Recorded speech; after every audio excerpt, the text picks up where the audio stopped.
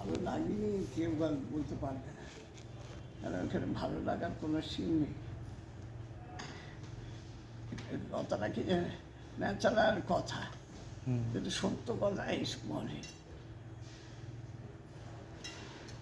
ওই জন্যই কত ব্যস্ত হয়ে থাকি তাহলে আমরা তারপর যদি জিজ্ঞেস করে হ্যাঁ গো তুমি এসব বই পড়েছো, সময় পাইনি।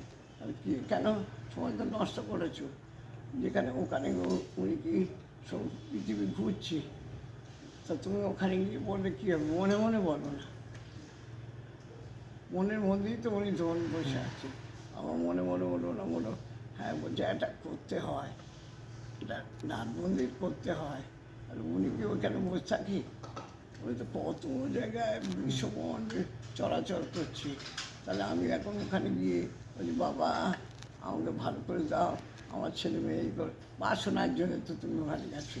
তাহলে ওখানে উনি তো বাসনার রোহিত কি, তাহলে তুমি ওখানে বলে কী হলো? গেলাম কই কিছুই পেলাম না। বলছে আমি তো যেখানে তুমি বলেছো তখন তো আমি ছিলাম না। তুমি যখন ওখানে বলছিলে আমি তো তখন ছিলাম না, আমি তো ভবনে বেরিয়েছি। কার ভক্ত কার কী হচ্ছে আমি ভবনে বেরিয়েছি। তুমি ওখানে ফাঁকা মাঠে গোল দিয়ে এসছো, তো কী পাবে? কী রে, ফাঁকা মাঠে তো গোল দিয়ে হ্যাঁ। তার এই সবাই পুজো করেছে, নিজেই ভাবি তোমার কেন মনে হয়নি?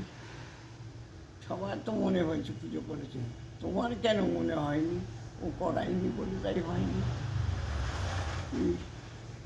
নিজেকে করায়নি বলে হয়নি। তবে তো ওনার হাতে ওরা পুতুল, উনি করালেই তো হবে, উনি না করালে কেন হবে? তাহলে চিন্তা করে একে নিয়ে পুজো করতে যায়নি, এ কি আশ্চর্য ঘটনা না? সবাই করেছে, দুনিয়ার লোক করেছে, কত জব করছে তপ করছে, বসে বসে ধ্যান করছে, শরীর শুকিয়ে নিচ্ছে। আর তোমার কিচ্ছু করে না, তুমি বসে বসে খালি ব্যাকুল ব্যাকুল করে যাচ্ছ, সারাদিন ব্যাকুল ব্যাকুল করছো, আর তোমার কাছে দুনিয়ার লোক চলে আসছে। কি কি বলছে তুমি? অবিরাম কৃষ্ণ কথা, অবিরাম কৃষ্ণ কথা। আবার যখন কেউ বসে না তখন এসব ভাগবত নিয়ে বসে আছো। ভাগবতের কী আছে?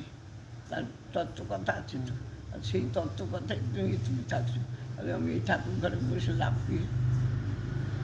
আমি তারই জিনিস দিয়ে তাকে পুজো করছি, করে লক্ষ্য বলছি আমি পুজো করছি, আমি পুজো করছি, আমি পুজো করছি, আর তারই জিনিস নিয়ে পুজো করছি। কী হলো? আরে বলবো হ্যাঁ।